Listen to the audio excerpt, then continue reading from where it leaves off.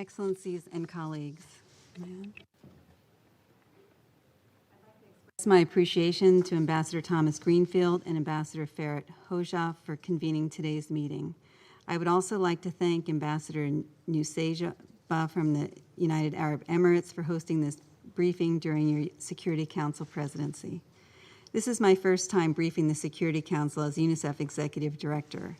I regret that it has been made necessary by the rapidly worsening situation in Ukraine and the unconscionable impact the conflict is having on Ukraine's children.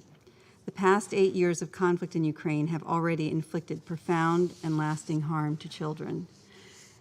With the escalation of this conflict, the immediate and very real threat to Ukraine's 7.5 million children has grown. Homes, schools, orphanages, and hospitals have all come under attack. Civilian infrastructure like water and sanitation facilities have been hit, leaving millions without access to safe water. For many, life has moved underground as families seek safety in shelters, subways, or basements, often for hours on end. Women are giving birth in makeshift maternity wards with limited medical supplies. Most stores are closed, making it hard for people to buy essential items, including basic necessities for children like diapers and medication. And even if stores were open, millions of people are too afraid to venture outside for food or water because of continuous shelling and shooting. The intensification of the armed conflict is posing severe human costs, which are increasing exponentially by the day. As of today, the Office of the High Commissioner of Human Rights recorded 1,207 civilian casualties in Ukraine. Since February 24, at least 27 children have been killed and 42 children have been wounded. Countless more have been severely traumatized. As the fighting has now reached densely populated areas and across the country, we expect child casualties to increase. We also expect the displacement crisis to continue growing rapidly. As of yesterday, UNHCR was reporting in excess of 1.7 million refugees fleeing to hosting countries. Half of the people on the move are children. UNICEF is working closely with UNHCR to reach them with protection and assistance in receiving countries. I've just returned from Romania-Ukraine border where thousands of women and children traveled to escape the fighting. I met with mothers and children who had to flee their homes at a moment's notice. They told me how it felt to leave everything they know behind, to leave husbands, fathers, and elderly loved ones, not knowing when or if they would see each other again. The children talked about being suddenly pulled out of school, of losing beloved toys, and the terrifying sound of shelling and gunfire. So many children have been deeply traumatized. Excellencies, UNICEF and our partners are working 24 hours a day to meet rapidly escalating humanitarian needs in Ukraine and in neighboring countries. From trucking in safe water for drinking and hygiene, providing emergency medical services, and providing shelter and protection for those displaced from their homes. At present, we have some 135 people working for UNICEF in Ukraine, and we are sending more to meet needs in country. UNICEF-supported child protection mobile teams are reaching children wherever they can with psychosocial care, mental health support, and protection services. The operating environment in Ukraine is extremely complex. Access constraints and rapidly changing front lines make it much more difficult to deliver critical supplies and services. The safety and well-being of our staff on the ground remains a top priority. I also want to spotlight our local partners and other local humanitarian actors who continue to operate under extremely difficult security conditions, especially those working in the Donetsk and Luhansk Oblasts, regions that have been hard hit over the past several weeks. I'm very glad to tell you that on Sunday, UNICEF delivered 40 tons of medical life-saving items for children and mothers to 22 hospitals in 5 of the most affected regions. This equipment included midwifery and obstetrics kits, resuscitation and surgical kits, oxygen concentrators for shelters, hospitals, and first aid kits for frontline workers, enough to meet the needs of 20,000 children and their mothers.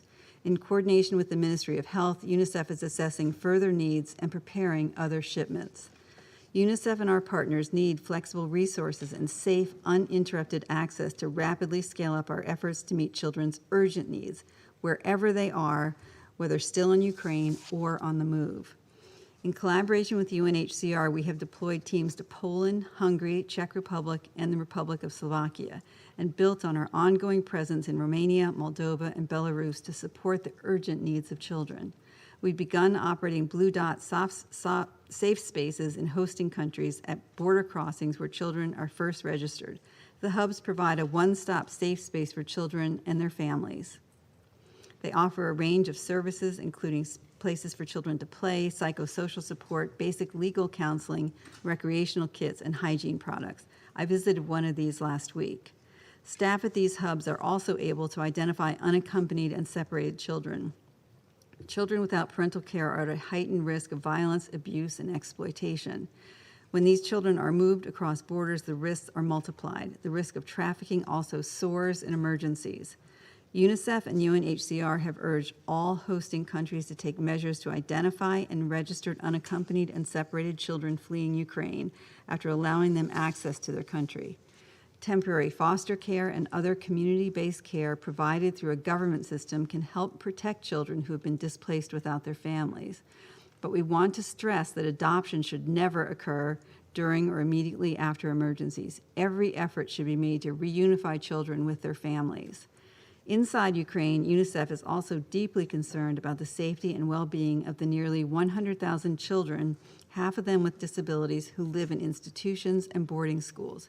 We have received reports of institutions understandably seeking to move children to safety in neighboring countries and beyond. Many of these children have living relatives or legal guardians. All of these children have the right to be protected. While we recognize that humanitarian evacuations may become necessary to save lives, special measures must be taken to contact relatives and obtain consent to move these children to safety and to reunify them with their families when the threat is past. With the spread of the conflict, we should all be extremely concerned about the risk posed to children by landmines and explosive remnants of war. Even prior to the recent escalation, eastern Ukraine was one of the most mine-contaminated stretches of land in the world. This brutal reality is rapidly extending to other parts of the country. We will continue doing everything we can for children in Ukraine. We are committed to stay and deliver, but we need your support. Excellencies, what is happening to children in Ukraine is a moral outrage. Images of a mother and her 2 children and a friend lying dead on the street, hit by a mortar as they tried to flee to safety, must shock the conscience of the world. We must act to protect children from this brutality. UNICEF calls upon the members of this council to remind all parties of their legal and moral obligation to protect children and spare them from attack. We remain extremely concerned about attacks on the civilian infrastructure necessary to help children weather this conflict, including schools, hospitals, water and sanitation facilities, and critical energy infrastructure. We call on all parties to refrain from fighting near or targeting these protected areas and from cyber attacks that can disrupt critical services for children and families. We appeal to all parties to avoid the use of explosive weapons in populated areas, including cluster munitions, which pose the gravest risk of harm to children. And we urge all parties to protect civilians from further harm related to contamination from landmines and explosive remnants of war. UNICEF respectfully asks this council to send a strong message to all parties of their obligation to ensure the safety of humanitarian personnel and equipment and to permit and facilitate our work. This also means ensuring that sanctions and other restrictive measures do not impede humanitarian action. Finally, we have renewed our call for an immediate suspension of ongoing military actions in Ukraine. We need a ceasefire and adequate guarantees to enable safe and rapid humanitarian access to all people in need across Ukraine. This will allow critical humanitarian assistance and protection to reach those in need and to let families in those most affected areas venture out to get food and water, seek medical care, and leave their homes to find safety. In closing, I would like to emphasize that UNICEF is a humanitarian actor abiding by humanitarian principles. Over the past 8 years, UNICEF has been working on both sides of the line of contact in eastern Ukraine, and we are committed to providing humanitarian assistance and protection to all children in need across Ukraine and in neighboring countries. But this brutality must come to an end. Excellencies, colleagues, Children in Ukraine need help and protection. They need supplies and other critical support. They need access to basic social services like health and education. They need hope for the future. But above all, children in Ukraine need peace. It is the only sustainable solution. Thank you for the opportunity to speak to you today.